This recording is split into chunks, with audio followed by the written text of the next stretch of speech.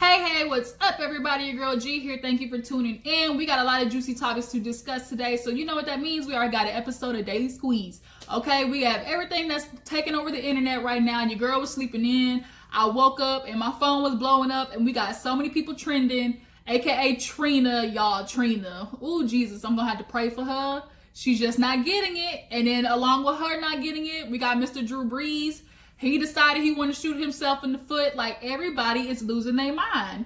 And some more than others, okay? And I know over here, right now, shouldn't be talking because I'm over here looking a mess because I just woke up looking like who shot John. But it don't matter what my edges look like. We need to discuss out here people who got platforms and are spewing this rhetoric that has nothing to do with the actual problem at hand, which is the police is out here fucking up and we need to fix it. Point blank, period. Okay, so y'all, nonetheless, want to thank you for tuning in. Subscribe to my channel. This is your first time tuning into your girl. Appreciate you. Welcome to the fam. But let's get into the topics that we got discussed today. Let's open up with good old Trina, like I said. So Trina, I know you got this radio show and everything, but it's looking like it possibly got to your head because she decided she was gonna start calling people animals.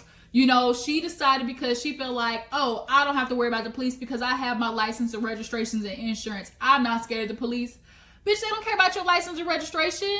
If they want to kill you, they gonna kill you. I can't believe you haven't figured that out by now. Trina, you could be a good Samaritan walking down the street, and if this cracker police officer wants to walk up on you and find a reason to shoot you dead, tase you, whatever, you can't do nothing about that, whether you following the law or not. Period. So the fact that you even said anything like that just goes to show how much removed you are from, you know, the community and the people. You know, black people sometimes they make a little money and, you know, they move out the hood and they figure all their problems disperse, but that's not true. And necessarily because your problems go away doesn't mean, you know, the rest of America who is, you know, middle class, struggling, going paycheck to paycheck, which is what Trick tried to say. Y'all, Trick was trying to save Trina so bad during that radio interview, but because she was on her high horse and on 10, he couldn't do it. He was trying to tell her, look, you know, Trina, you got money. Look, you know, they looting stuff, but look, we got insurance. Like, Trick, I pray for you, Trick. I really do, because you were trying so hard to save your friend, but she dug her ass a grave, and so far, she got to sit in it. And unfortunately for her, everybody dragged her for the gods on the internet. And she was, you know, so sure she didn't care. I'm the right one today. I'm in it. I feel like doing it today. Ain't nobody gonna tell me what to say.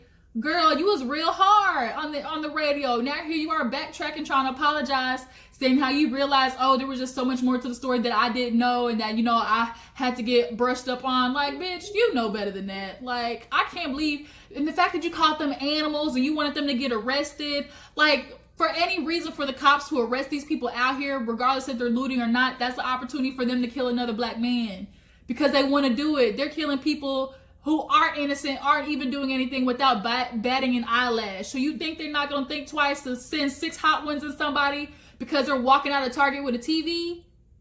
And that's not even a reason to, you know, shoot and kill somebody. Like, I just don't understand, Trina, how you are so far removed from the situation that you didn't think about what you were saying. And honestly, you deserve to get all this backlash because, you know, lately you kind of been rubbing people the wrong way. All this, oh, you know, I'm the baddest bitch, I'm the queen, you know, this whole Kaya situation.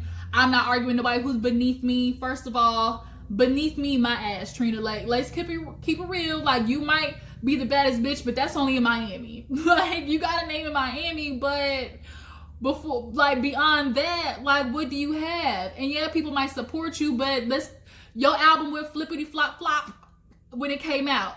Even when it was released twice, it got taken down because your manager screwed you over. But then when it got put back out there, what happened? You haven't had a gold, platinum, bitch. You haven't even gone aluminum yet. Like, since anything, like, girl, you got on this radio show. And this is a perfect time for you to start playing your music, but you're not. And you're on the radio sitting there talking about how people are animals, which is what white people already think about us. And now you think they're not going to find that clip of you and use it against us? Granted, my logic is you don't have to be with us, but don't be against us. Don't make it harder for us to achieve our main goal, which is stop governmental oppression. And you sitting there and doing that saying, oh, there needs to be curfew. Everybody, my friend's shop got looted. Your friend got insurance, or at least I hope she do. Like, I don't care about Target and Walmart and Gucci getting tore down because at the end of the day, and 3 months time, that shit's gonna be right back up. And guess what? They're gonna have a grand opening. It's gonna be a Gucci 2.0. And guess who doesn't get that? George Floyd doesn't get a grand opening. He doesn't get that. He's not coming back. Like, and you try to, you know, like Trish said, like, you're constantly making it personal. Yes, unfortunately, you had a family member die, but that doesn't have anything to do with the fact that cops killing people just because of their skin, because of the way they look, and, you know, black people killing each other because they got into an argument are two totally different things. It just is. And you can be a person that doesn't necessarily agree with the looting or, you know, the robbing of the stores and breaking people's stuff. I don't necessarily agree with it, but guess what? I understand, and I have no right to tell somebody else how they're supposed to express their anger. Go ahead and get your anger out. Like, this is the perfect time for all of us to start, you know, breaking shit, because this is the purge. Let's get everything out, and then let's start, you know, organizing and controlling the situation and telling the government what we want out of this, or we're going to continue to fuck shit up, period. But Trina, girl, period, poo, like, what are you doing? You had such an influence in the beginning, and now you were so hard. Now here you are backtracking, backpedaling and pussy popping, and then you mad now. Like, you were so ready for everybody, so much so that you even was starting to go after Masika, trying to, you know, deflect, put it on her. But Masika called you out. She said, well, we know Kaya waiting on that ass. Kaya is gonna tear Trina a new one if we ever seen it. Like, the baddest bitch gotta go. How about you come up with a new hit? How about you get a new radio play song? Like, if you ask me, honestly, if Kaya and Trina had a competition of a new hit, Kaya would win. If you ask me, that's just my opinion. I don't necessarily have to fuck with Kaya like that, but I do understand, like, she had some hits back in the day. That's just the truth. But off that topic, y'all tell me what you think about Trina and her opinions about calling people animals, and how freaking, you know, ignorant that is, and how destructive that can be to the black people. And we're not even the ones that's looting like that, girl. If you see the videos, you see them white people out there, them whites and Arabians and all them other races, they looting just as much, if not more than us. But we get the blame because this is a black movement. Girl, read the room, sis. So moving on, let's talk about Bhad Bhabie, you guys. Bhad Bhabie decided she wanted to check into rehab. Good for her. She needed it. We saw her fight every other day, you know, with people on the internet. She didn't know whether she wanted to be black one day, white the other. You know, especially with things going on right now, I'm sure she probably looked at herself and realized, oh, snap, I'm really fortunate. And the things that I'm able out here to do, basically, you know, swagger jacking, you know, black people culture, you know, I really am a lot more blessed than, you know, I'm realizing. But we all know Bhad Bhabie had a rough childhood. She grew up with a mama that was constantly arguing with her. Her dad was nowhere in the picture. So I'm sure she has a lot of daddy issues, which is why she keeps talking to all these older dudes who probably just want to hit it and quit it. And they can tell her a whole bunch of sweet nothings in her ear and get her to, you know, bust it wide and, you know, call it a day. But unfortunately, she's still only, what, is she even 18 yet? I don't even think Bhad Bhabie is legal. Y'all, somebody drop down in the comments and tell me her age. I don't know what it is. But nonetheless, you know, they said that she was pill popping. They said that she was, you know, obviously acting out. We saw that a lot. She was just mixing a lot of stuff, and people around her were starting to notice, you know, things weren't looking too good for her. So it's better she catches it now versus we get later on down the line and, you know, she kind of gets too far. She starts pulling a Demi Lovato type stuff, you know. Let's get this bitch in control, get her to rehab, or whatever, you know, the bougie white people want to call it, a mental health retreat, however you want to call it. Either way, you fucked up in the head and you got your vice that you need to take care of. And, you know, hopefully she gets over it and she'll come back to the world whiter than ever and realizing how fortunate she is that she got out of that trailer park that she was calling a home, you know, back to stealing black people's, you know, culture and stuff like that, because that's what they can do. Oh, Lord Jesus, this country sometimes, it just aggravates me. As much as it is good, it is so much more bad. And I think people are starting to realize it, especially after seeing this video. When have you ever seen the whole world banned, not just America, but the whole world banned on one issue? That'll never happen. Like, this is a global phenomenon. And I just can't believe there are people out there who are still confused to why we are rioting and why we are angry and trying to F shit up. Like, I don't understand. But moving on, let's talk about Amanda Seales real quick, because she has decided she wanted to leave The Real, you guys. Now, I actually used to watch The Real a little bit. Hold on, let me see if this will focus. Okay, so I actually used to watch The Real a little bit, and the ladies, basically, it's kind of a show more based on, you know, hot topics, gossip. They talk about more, you know, celebrity news than political stuff. And I think they wanted to broaden their horizon by bringing Amanda Seales on. But the problem about bringing a strong black woman on, it's sometimes, for other people who aren't used to it, it's a lot to handle. I think The Real wasn't ready for the constant, you know, reiteration and the constant, you know, reminder of white America and the foul play that y'all have done on multiple minorities throughout the years, for the sake of this country, as y'all want to call it. Manifest destiny, my ass. Like, I read about that in freaking history back in 8th grade, and little did we know, like, to understand manifest destiny from, you know, corner to corner, whatever, sea to shining sea, that came with a lot of shit. That came with a lot of white people coming through and ruining people's lives. But yet, y'all can sit there and call us thugs because we're looting. And, like, I think, is her name Tamika Mallory? Like she said, we learned it from you. If anybody was to learn how to set stuff on fire, loot people's belongings and stuff like that, we learned it from you. Period. Hey, Chica, you see me trying to have a conversation with the folks? But I think Amanda Seales would definitely be a little bit more suited to something maybe like State of the Culture. You know, Joe Budden show is actually really good. They discuss a lot of American topics, you know, that have to do with the culture and based more around, you know, black people's struggles. The Real, I just don't think is actually ready to get real. You know, ironically, they don't want to discuss the hard facts of what is wrong with this country. They want to give, you know, all that, the fun stuff, the, you know, the sex topics, the, you know, the celebrities who, you know, discuss possibly having open relationships. Like, that's what they want to talk about. And granted, they wanted to broaden the horizon. I just think they were not prepared for how serious it's going to be. And The Real, even though they have a diverse audience, it's more, to me, kind of on the whiter side. You know, it's a little bit more Caucasoid, Caucasian. And